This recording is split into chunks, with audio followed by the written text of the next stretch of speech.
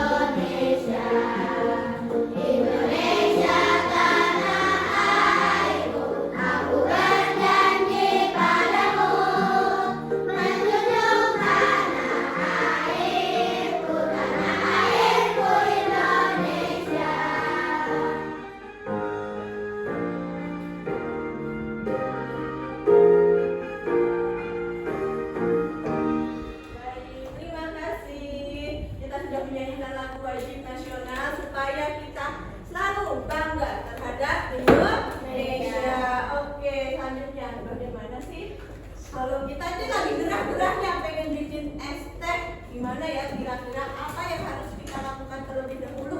Siapin gelas. Siapin gelas. Siapin sendok. Angkat tangan aja. Oke, siapin es batu. Apa Bu? Siapin gula. Apa lagi? Yang pokoknya dulu. Apa Naila? Siapin teh. Nah, siapin tehnya. Terakhir? Airnya. Oke, kita harus siapin semuanya tuh. Biar ada. Kalau nggak ada es, jadi nggak es tehnya? Nggak jadi es teh, yang ada teh manis aja. Kalau nggak ada gula, jadi teh manis? Nggak. Tapi kita pinginnya bikin es teh manis. Nah, tadi udah apa tadi yang kamu lakukan? Oke, menyiapkan semua bahan-bahannya. Tanpa ada satupun bahan yang kekurangan bahan, nggak jadi itu namanya es teh manis. Nah, terus buatnya gimana ya? Udah bahan-bahannya udah terkumpul, buatnya gimana? Siapa yang mau ceritain? Coba Kaisang berdiri. Coba lihat dari situ aja berdiri. Buatnya gimana? Pertama-tama rebus air. Rebus air. Siapin gelas. Siapin gelas. Masukkan gula Masukin gula kemana? ke dalam Ke gelas. dalam gelas. Lanjut. Tuangin air yang sudah mendidih Heeh. secukupnya ke dalam gelas. Oke. Sambil diaduk dengan Pakai sendok dulu. Pakai sendok. dan masukin teh Lanjut. dan masukin air biasa. Air biasa secukupnya. Terakhir? Sajikan. Masukin es batu. Oh iya betul, masukin es batu. Terakhir? Sajikan. Udah bisa tuh, udah jadi. Nah keren. Terima kasih Kaisang. Tepuk tangan buat temannya. Oke. Nah, di pembelajaran kita hari ini kita akan belajar tentang coding dan kecerdasan artifisial. Apa aja sih tujuan dan capaian pembelajarannya? Capaian pembelajarannya adalah kalian ini nanti diharapkan mampu memahami permasalahan sederhana dalam kehidupan, kemudian menerapkan pemecahan masalah secara sistematis dan menuliskan instruksi logisnya, serta terstruktur menggunakan sekumpulan kosakata atau simbol. Kemudian tujuan pembelajarannya ada dua. Yang satu, peserta didik dapat memahami prinsip dasar berpikir komputasional, yaitu dengan dekomposisi, menemukan pola, abstraksi, dan algoritma. Yang kedua, peserta didik dapat memecahkan masalah sederhana menggunakan prinsip berpikir komputasional. Oke, sebelum ke materinya, yuk kita semangatin diri sendiri. Dimas, ya semangat yuk. Tepuk sama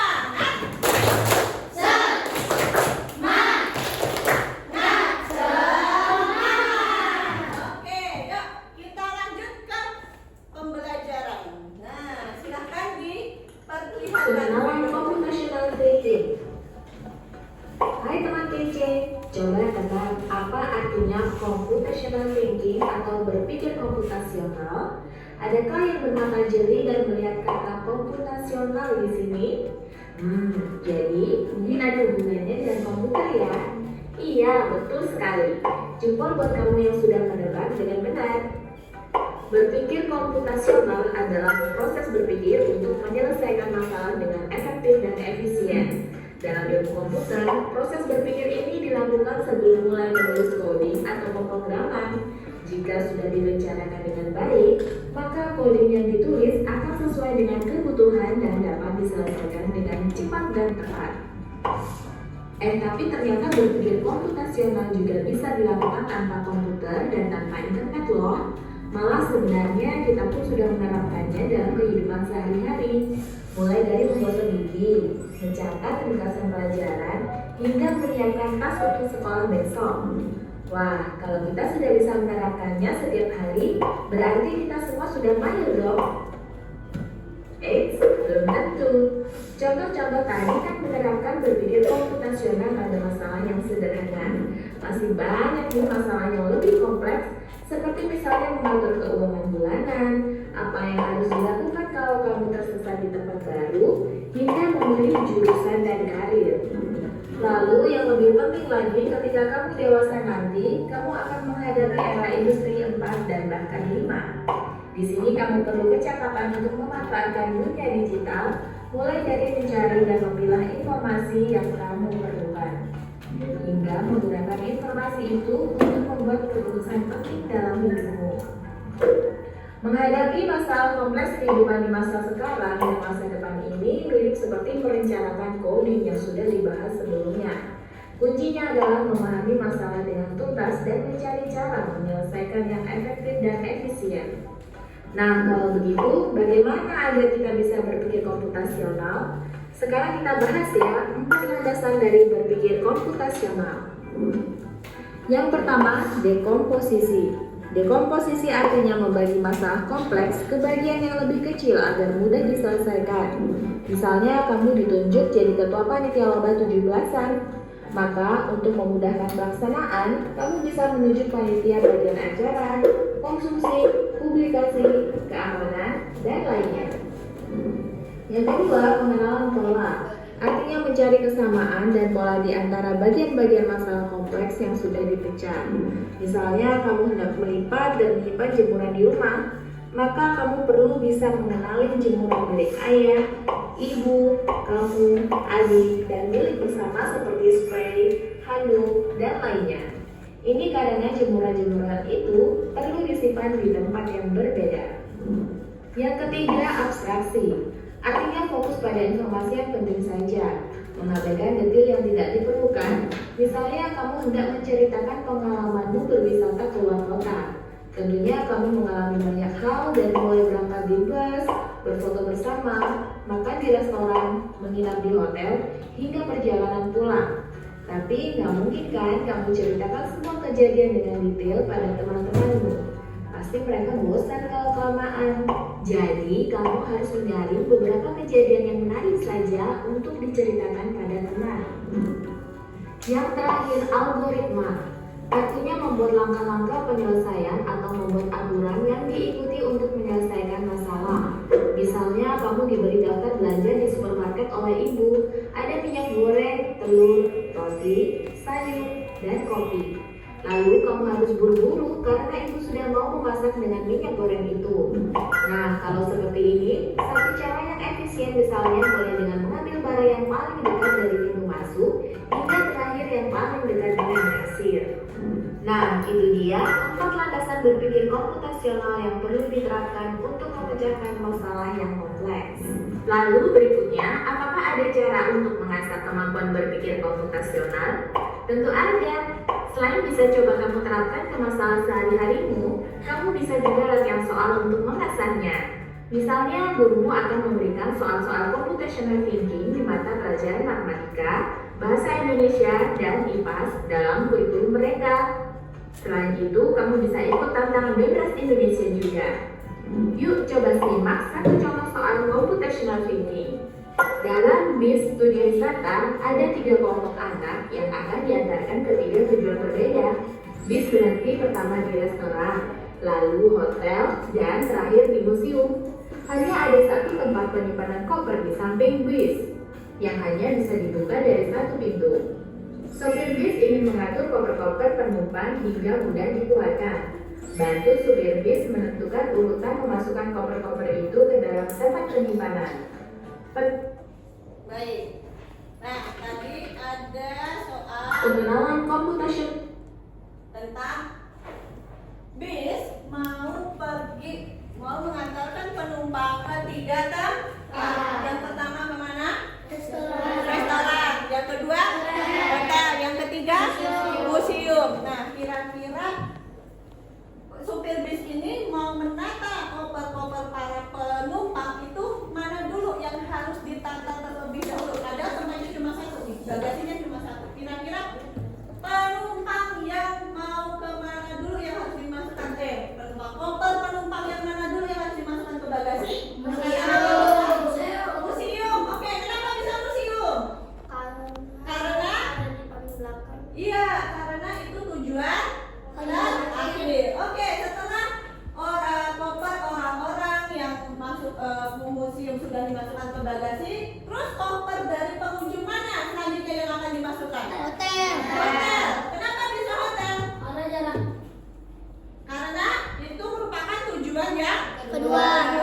Oke, tujuan kedua yaitu ke hotel. Masukin lagi kopernya. Yang terakhir, kopernya dari penumpang yang mau turun ke mana? Restoran, betul. Berarti penumpang nanti saat penumpang yang sudah sampai ke restoran, bagasinya bisa langsung diambil dari bis. Oke, sekarang sudah ngerti ya. Jadi apa sih itu berpikir komputasional? Coba siapa yang mau membacakan? Angkat tangan, boleh? Arsy, ayo bacain. Apa itu berpikir komputasional? Berpikir komputasional adalah cara berpikir untuk menyelesaikan persoalan secara sistematis dan efisien yang dapat dibantu atau diimplementasikan oleh komputer. Iya, berpikir komputasional itu berpikir untuk menyelesaikan persoalan atau masalah kita dengan sistematis dan efisien atau bisa dibantu sama komputer. Selanjutnya, berpikir komputasional tadi ada 4 konsep. Apa aja konsepnya? Dekomposisi, pengenalan pola, abstraksi, algoritma. Sekarang apa itu dekomposisi? Dekomposisi adalah, siapa yang mau baca boleh joinkan. Apa itu dekomposisi? Oh enggak. Oke, coba Satria baca. Dekomposisi adalah memecah masalah besar menjadi bagian-bagian kecil yang lebih mudah dikelola. Oke, contohnya di sini apa? Contohnya, saat kalian ingin membersihkan kamar, kalian bisa memecahnya menjadi menyapu, mengepel, merapikan buku, dan membersihkan meja. Ya, ini dekomposisi. Jadi kalau mau membersihkan kamar, apa aja sih yang harus kita lakukan? Oh, nyapu, ngepel, rapiin buku, bersihin meja. Nah, di sini Ibu mau nih, karena lagi haus nih, Ibu sudah menyiapkan beberapa bahan. Nah, kira-kira Ibu pengen minum nih, seperti yang ada rapernya nih. Supaya seger banget nih, enak banget. Oke, boleh dong siapa yang mau mempraktekin dekomposisi? Cara langkah pertamanya gimana? Boleh maju yuk. Hasan? Oke, yuk. Sama Nada, boleh maju ke depan. Ayo, berdua. Nah, yuk. Oke, yuk. Silakan diterangin. Ada apa aja nih? Air panas. Oke. Nah, yuk. Silakan. Ini contohnya yang pertama ada apa? Minuman serbuk. Oke, terus ada apa lagi? Oke, cara buatnya gimana? Ngomong. Ayo, nggak apa-apa. Yang pertama apa yang harus dilakukan? Menggunting? Ya, coklat tos. Terus apa lagi habis itu? Nah, habis itu taruh mana? Ya. Oke. Nah, lanjut. Nah, masukkan coklat ke dalam gelas. Lanjut, habis itu apa lagi yang dimasukkan? Air panas yang dimasukkan. Banyak apa sedikit? Sedikit, oke. Kenapa harus air panas? Oke, biar larut. Keren. Dah. Terus habis itu? Oke, silakan diaduk. Pakai apa? Oh, sendok. Yuk, aduk.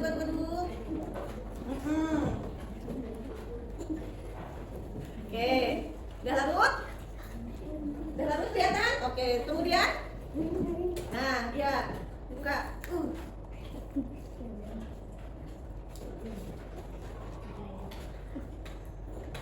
Yuk. Nah, sebanyak berapa silakan? Ibu pengen dibikinin sama Nada sama Hansa. Udah, terus habis itu? Kan biasanya kalian di rumah begitu nggak? Iya. Papanya kan atau nggak mamanya deh bikinin papa es teh atau nggak sirup manis juga? Iya. Nah, ya diambil aja. Nah, iya. Wah, seger banget ya. Enak. Oke.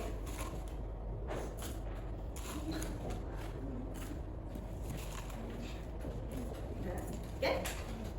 Apa? Udah selesai? Udah selesai? Wah, terima kasih. Hansa sama Nada. Tepuk tangan buat temennya. Keren. Oke, selanjutnya.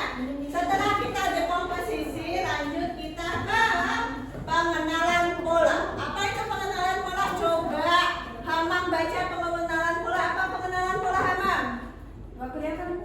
Kelihatan. Oke, lanjut.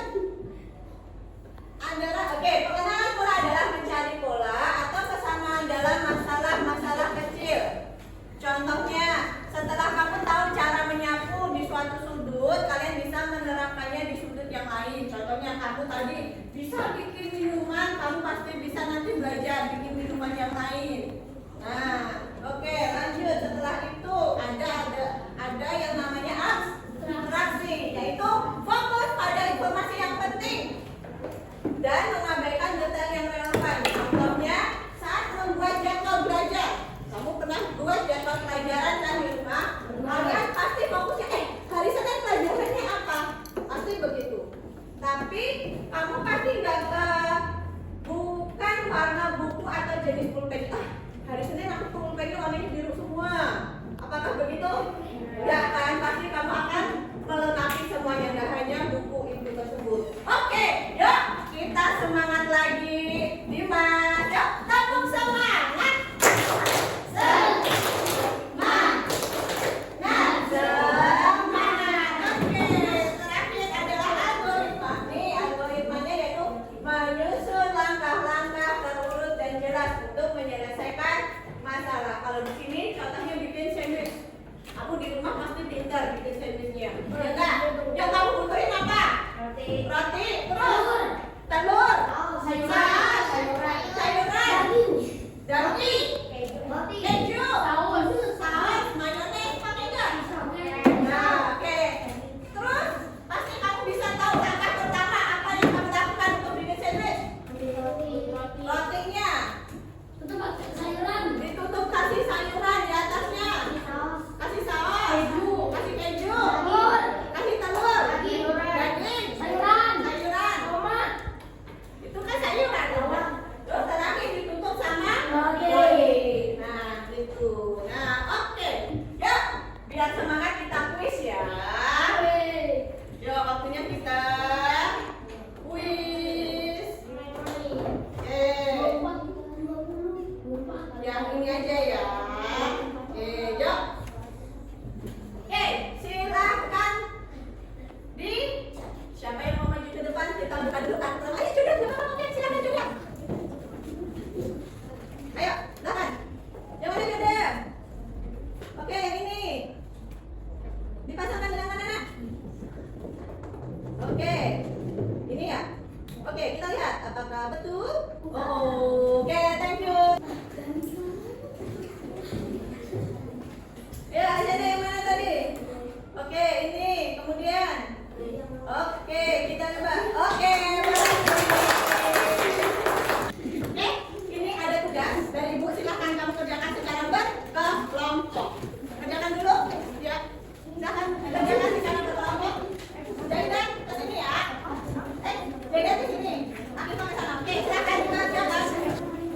kalau selain kegiatan, aktivitas apa lagi sih yang bisa menurut kamu bisa diajarkan dengan berpikir komputasional? Oh, kayak dekomposisi. Iya, maksudnya iya. Kegiatannya apa? Ya. Oh, ya. Ini atau bikin nasi goreng. Sudah? Oke. Kalau selesai, boleh. Ya, perhatikan ini ada temennya yang mau mempresentasikan hasil kelompoknya, yaitu kelompok Kaisang. Nanti silakan perhatikan ya, Kaisang akan membuat apa. Silakan Kaisang. Assalamualaikum warahmatullahi wabarakatuh. Waalaikumsalam warahmatullahi wabarakatuh. Kami dari kelompok Teknika Lawali akan mempresentasikan Apa tadi? cara memasak mie rebus. Cara memasak mie rebus. Terus apa aja? Yang pertama, situasi yang bikin mie rebus. Cara membuatnya. Apa tujuannya untuk memakan mie rebus? Langkah 1, siapkan bahan dan alatnya. Langkah 2, masukkan air ke dalam panci secukupnya. Langkah 3, rebus air hingga mendidih. Langkah 4, masukkan telur dan mie ke dalam air yang mendidih. Langkah 5, siapkan piring dan masukkan bumbu ke dalam piring. Langkah 6, masukkan mie ke dalam piring yang sudah diberi bumbu lalu sajikan. Oke. Ini. Terus. Lalu ada kegiatan apa lagi yang diselesaikan dalam berpikir komputasional? Memasak telur, masalah keuangan, dan tersesat di tempat baru. Oke. Kemudian. Refleksi apa yang Refleksinya apa yang paling menantang saat menyusun langkah-langkah? menyiapkan semua bahan. Oke, menyiapkan semua bahan. Terus apa lagi langkah kalian yang dilakukan pada orang lain dengan mudah? Bisa dilakukan orang lain dengan mudah. Belum tentu. Belum tentu. Oh ya, kenapa belum tentu? Karena ada yang tidak bisa menyalakan kompor. Oh iya. Mungkin bahannya belum tentu juga. Oke, terima kasih. Ya, tepuk tangannya buat kelompok Indonesia. Sudah mempresentasikan hasilnya tadi. Sekarang ini ada tugas mandiri, silakan kalian kerjakan. Nih, tentang mencari jalan. Oke? Silakan dikerjakan sendiri. 1, 2, 3, 4, 5. Oke. 1, 2, 3. Oke. 1, 2, 3, 4. Siapa yang mau datang? Oke. Ya, ini. Kerjakan. Ada. Silakan masing-masing anak kerjakan. Apa belum? Oke, masing-masing anak. Ya. Oh, udah. Udah, kerjakan.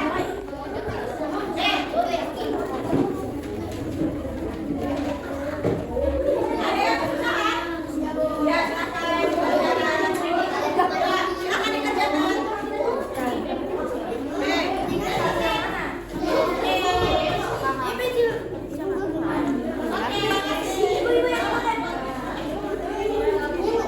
Semuanya, anak-anakku, anak-anak hebat, kalian tadi sudah mengerjakan tentang bagaimana cara membuat mie. Ada yang bikin es teh, ya.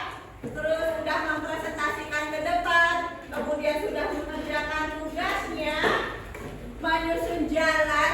Traktor ini mau ke tempat kerjanya, kamu sudah kerjakan. Sekarang yuk, kita ke kesimpulan terakhir. Nah, kira-kira apa sih itu berpikir komputasional? Ternyata apa kesimpulannya dari pembelajaran kita hari ini? Mau yang baca? Ada yang mau baca? Oke, silakan nih.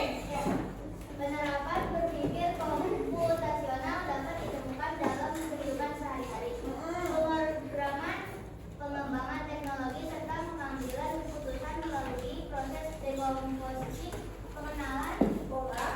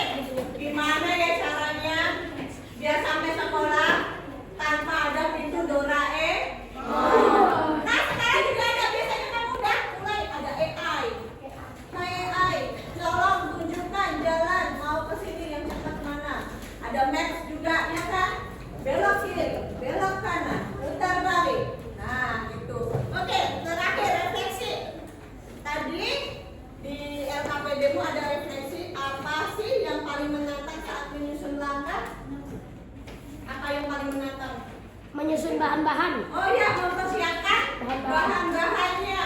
Itu yang paling menantang. Oke, kemudian apakah langkah kalian bisa dilakukan orang lain dengan mudah? Belum tentu. Belum tentu, ya, belum tentu. Kenapa? Karena nggak semua orang punya bahan-bahan. Nah, ya betul. Nggak semua orang bisa ada bahan-bahannya bisa tersedia. Jadi harus nyari dulu. Oke. Terima kasih untuk pelajaran kita hari ini. Kita tutup.